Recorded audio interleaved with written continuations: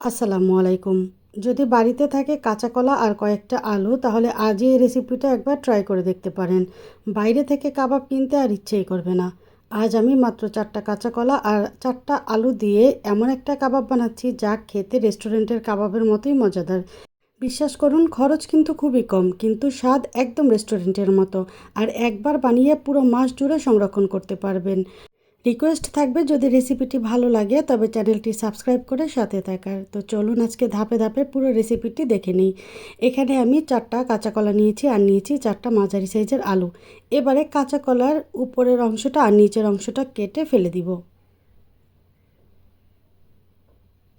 খুব ভালোভাবে আলু কাঁচা কলা ধুয়ে পরিষ্কার করে এরপরে চলে এলাম চুলায় একটা পাত্রে পর্যাপ্ত পানি দিয়ে এর মধ্যে অল্প হলুদের গুঁড়া দিয়ে দিয়েছি।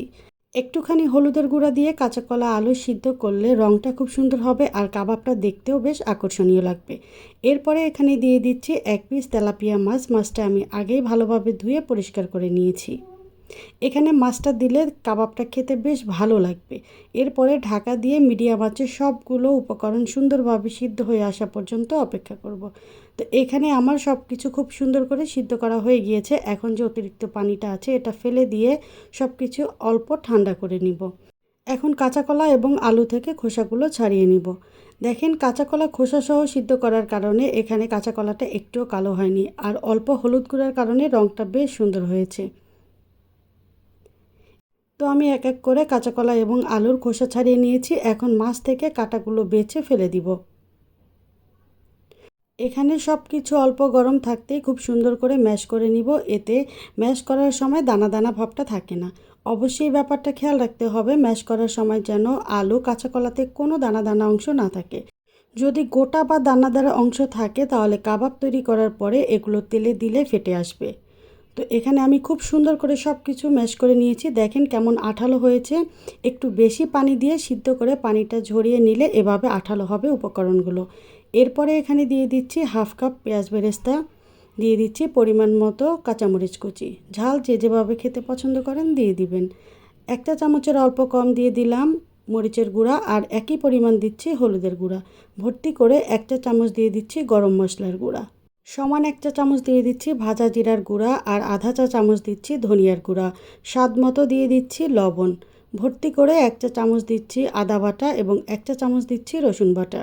পরিমাণ মতো ধনিয়া পাতা কুচি দিয়ে সব কিছু খুব সুন্দর করে মাখিয়ে নিব। যেহেতু কাবাবটা আমি 1 মাস মতো ফ্রিজে সংরক্ষণ করব তাই এখানে আমি কাঁচা পেঁয়াজ অ্যাড করছি না। আর যারা ইনস্ট্যান্ট বানিয়ে খাবেন তারা এখানে কিছুটা কাঁচা পেঁয়াজ দিতে পারেন। সব কিছু খুব ভালোভাবে মাখিয়ে নেওয়ার একদম শেষে এখানে দিয়ে দিচ্ছি 1.5 টেবিল চামচ রেগুলার রান্নার তেল। আমি যে তেলে পেঁয়াজ বেরেস্তা করেছিলাম সেখান থেকেই তেলটা দিয়ে দিয়েছি। একদম শেষের দিকে তেলটা দিলে মিশ্রণটা অনেক মসৃণ হবে। এরপরে আমি হাতটা ভালোভাবে পরিষ্কার করে শুকনো হাতে খুব সামান্য তেল মাখিয়ে নিলাম। এখন কাবাবের মিশ্রণ থেকে পরিমাণ মতো মিশ্রণ নিয়ে হাত দিয়ে খুব সুন্দর করে মুঠো করে নিব। এরপরে 2 হাতের তালুতে ঘুরিয়ে নিলেই কাবাবের শেপটা হয়ে যাবে।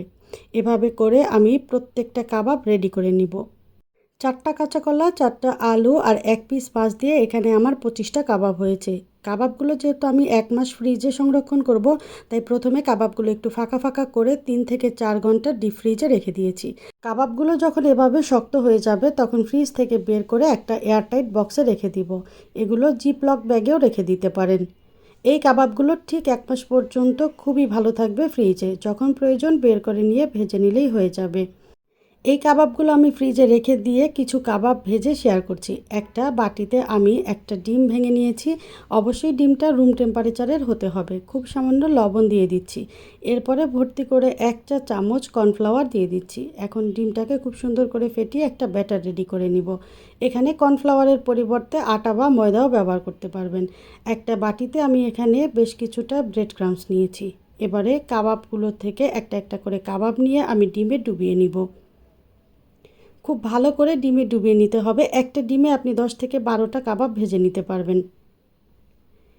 এবার ডিমে ডুবানো কাবাবটা ব্রেড ক্রাম্বসের মধ্যে খুব ভালোভাবে কোট করে নিতে হবে।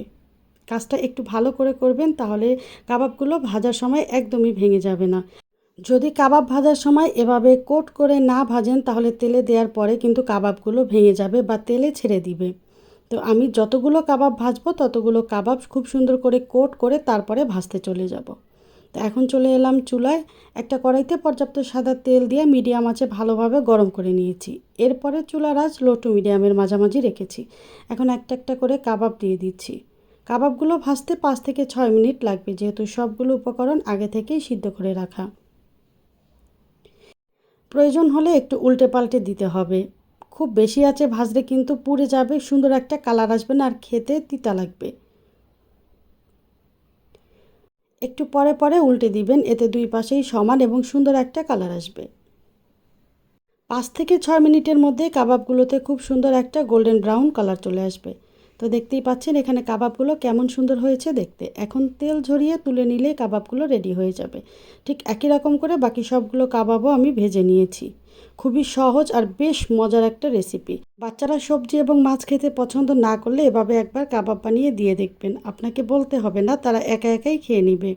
রেসিপিটি ভালো লাগলে লাইক, কমেন্ট এবং শেয়ার করে রাখতে পারেন। আর এমনই মজার মজার রেসিপি পেতে চ্যানেলটি সাবস্ক্রাইব করে সাথে থাকা বেল আইকনের অল অপশনটি সেট করে রাখতে পারেন। আল্লাহ হাফেজ।